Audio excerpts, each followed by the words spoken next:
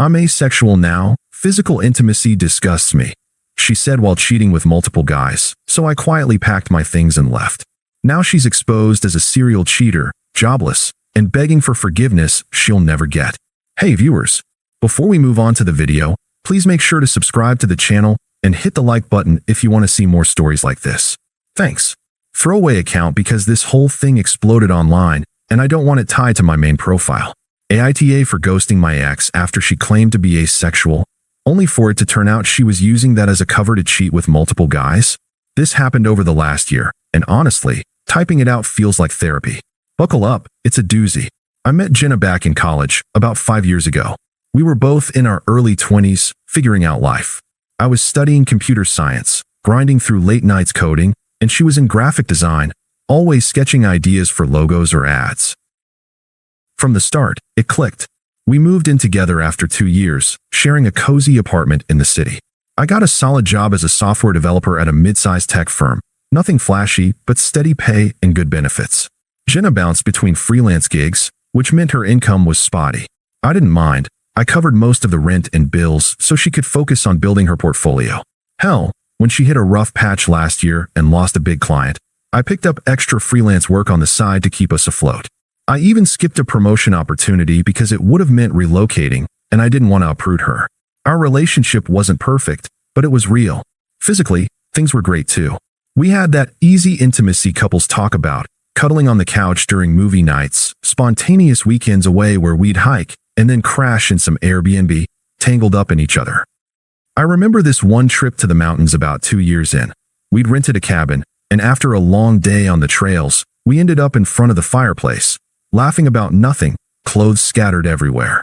It was passionate, mutual, no pressure. I thought that's what we had, a partnership where we supported each other's needs, emotional and physical. But around 8 months ago, everything shifted. It started small. Jenna began pulling away during what used to be our downtime. I'd reach for her hand on the couch, and she'd tense up, saying she was tired from work. Bedtime turned awkward. Kisses goodnight became pecks on the cheek. And anything more? Forget it. At first, I chalked it up to stress. Her freelance work was picking up, and she was pitching to bigger agencies. I tried to be understanding, giving her space, even suggesting we talk to a counselor if something was off. Then, one night after dinner, she dropped the bomb. We were in the bedroom, me scrolling on my phone, her sitting on the edge of the bed like she was rehearsing a speech. She looked at me with this serious expression, like she was about to reveal some deep truth. "Alex," she said, her voice steady but with that edge she gets when she's made up her mind about something. "I need to tell you this. I've been thinking a lot, and I realize I'm asexual. Like, physical intimacy? It just disgusts me now. The thought of it, touching like that, it's repulsive. I don't know when it started, but forcing myself through it has been making me miserable." I froze, phone slipping in my hand. "What?" "Jenna, we've been together for years. Things were fine, great even. What changed?" She sighed, crossing her arms like I was the one being unreasonable. "People change, Alex. Or maybe I was always like this and just didn't know the word for it. But every time you initiate, it feels like a chore. Like, your hands on me. It makes my skin crawl. And you keep pushing for it, making me feel guilty. If you really cared about me, you'd respect that this is who I am now. Stop making it about your ego or your needs. It's not about you." Her words hit like a gut punch. I sat there, trying to process. "I'm not pushing. I just thought we were on the same page. If this is how you feel, okay, but disgusts you? That stings. Have I been making you uncomfortable all this time?" "See, that's the problem." She snapped back, her tone turning smug, like she'd caught me in a trap. "You're turning this around on me, making me the villain for being honest. Asexual people exist, Alex. Read up on it. If you can't handle a relationship without sex, maybe you're the one with the issue. I deserve someone who accepts me without expecting me to perform." I didn't argue. What could I say? I felt like a monster, like I'd been oblivious to her suffering. That night, I slept on the couch, staring at the ceiling, replaying every intimate moment in my head. Was it all one-sided? Had I missed the signs? The guilt gnawed at me. Over the next few weeks, I dove into research, articles, forums, even joined an online support group for partners of asexual people. I suggested couples therapy. She brushed it off, saying I was overreacting. I tried adapting. More emotional dates, like walks in the park or cooking together. No pressure for anything physical.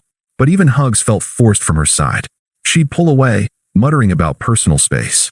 Meanwhile, she started going out more, networking events for her design work, late nights at coffee shops with colleagues. Her phone was always buzzing, but if I glanced over, she'd angle it away, accusing me of not trusting her. "This is why I feel trapped," she'd say. "You're so needy." I internalized it all, thinking I needed to fix myself. I even talked to my best friend about it, who suggested giving her time, but inside, the confusion built. I loved her, sacrificed for her. Hell, I turned down that job offer to stay local. And now, I was the problem?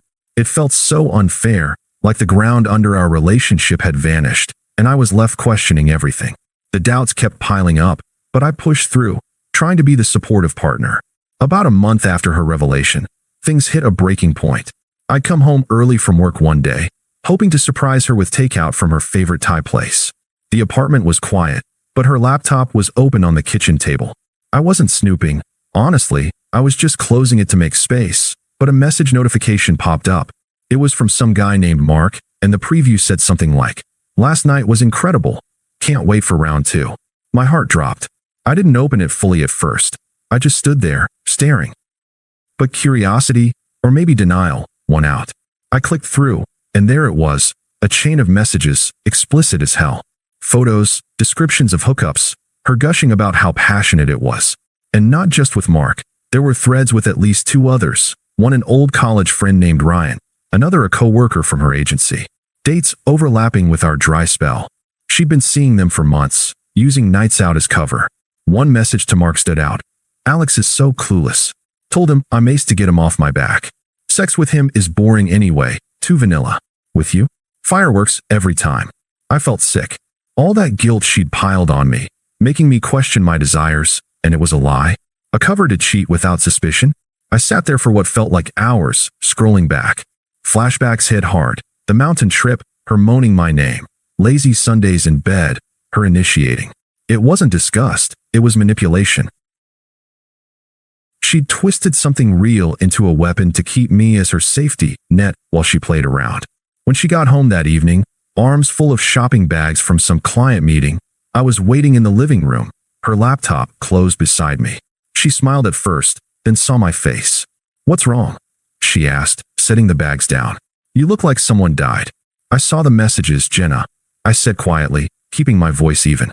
No yelling. I didn't have the energy for that. Her face paled for a second, then she recovered with a scoff. "You went through my stuff? That's a violation, Alex. I told you I need space." "Space? You've been screwing around with multiple guys while telling me intimacy disgusts you. How is that asexual? You made me feel like a creep for wanting a normal relationship." She rolled her eyes, crossing her arms. "Okay, fine, you caught me. But let's be real, this is your fault too. Our sex life was stale. You never tried anything new, always the same routine. These guys, they excite me, make me feel alive. I only said the asexual thing because I knew you'd freak out if I told the truth. I was protecting your feelings, really. And honestly, if you weren't so dependent on physical stuff, maybe we could have worked through it.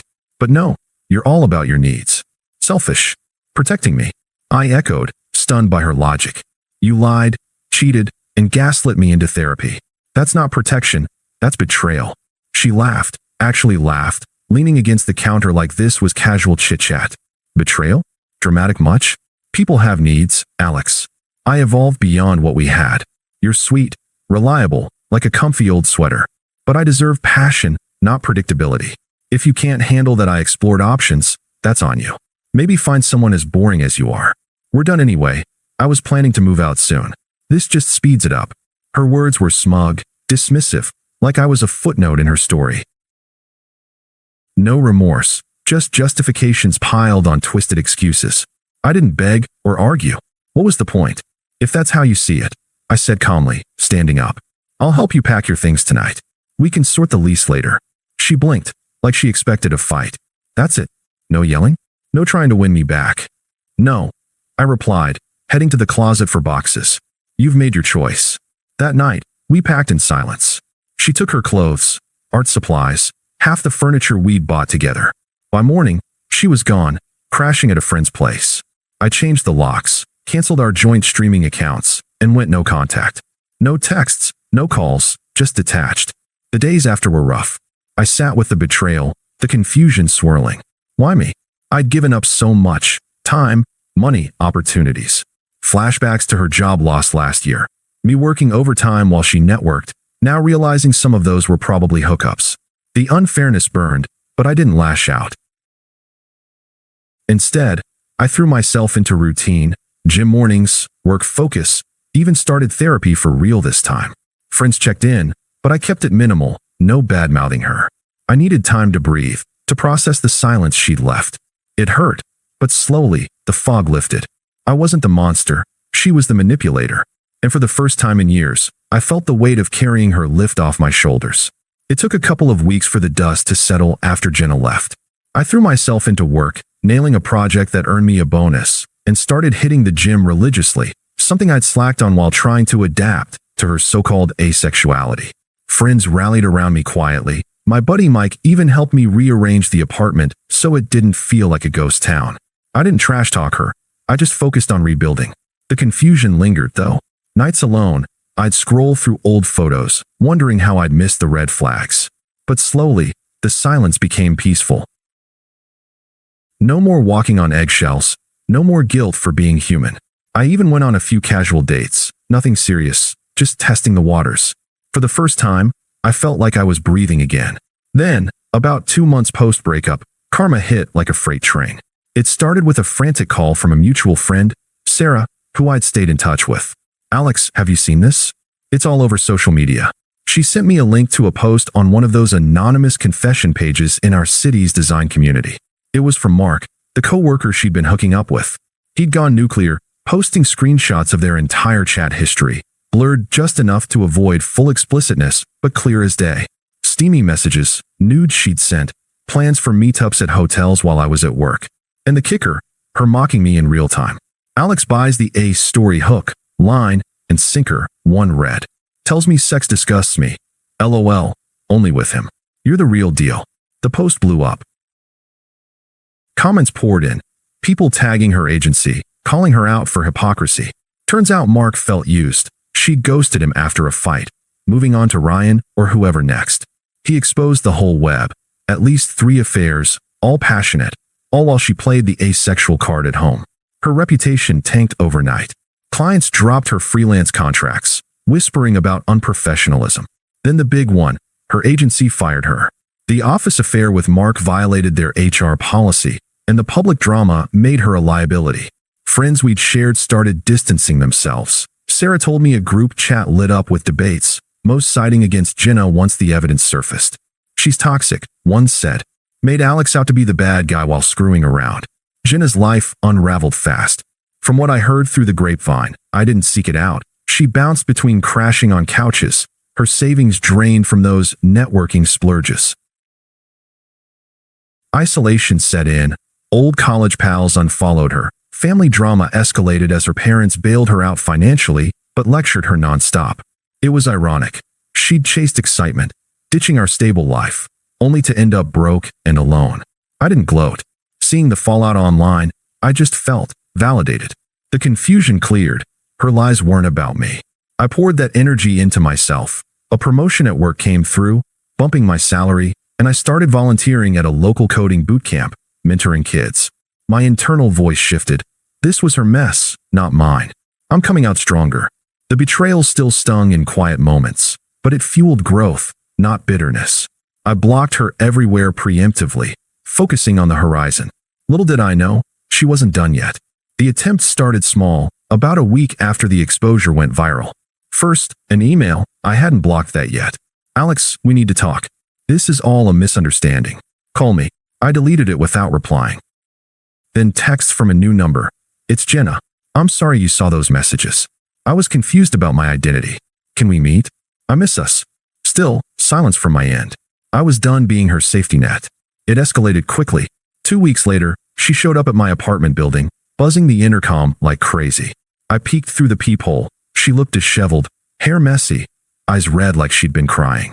When I didn't answer, she left a voicemail. "Alex, please. Open up. I've lost everything. My job, my friends." That post ruined me. I know I messed up, but remember how good we were? Before all this. I was going through a phase, exploring myself. You always said you'd support me. Don't abandon me now. Her tone was pleading, laced with that familiar manipulation, twisting our history like I owed her forgiveness.